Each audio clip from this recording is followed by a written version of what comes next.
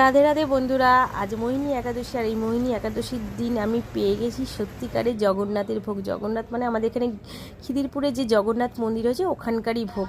তো আজকের দিনে এই ভোগ পাওয়া মানে ভগবানের অনেক কৃপা না থাকলে হয়তো আমি এই ভোগ গ্রহণ করতে পারতাম না। তো আজকে পেয়েছি, এতে আমি অনেক খুশি। তো একাদশীর আমি যদিও করি না, কিন্তু এই একাদশীর দিন এই খাবার ছাড়া অন্য কোনো খাবার বা খাওয়া তো চিন্তাই করতে পারি না। যখন আমি পেয়েছি মানে আমার ভাগ্যে ছিল।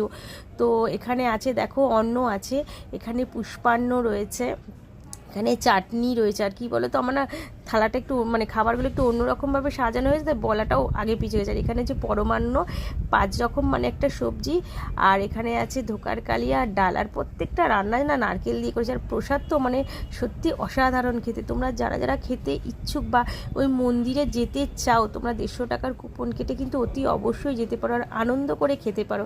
টাটা।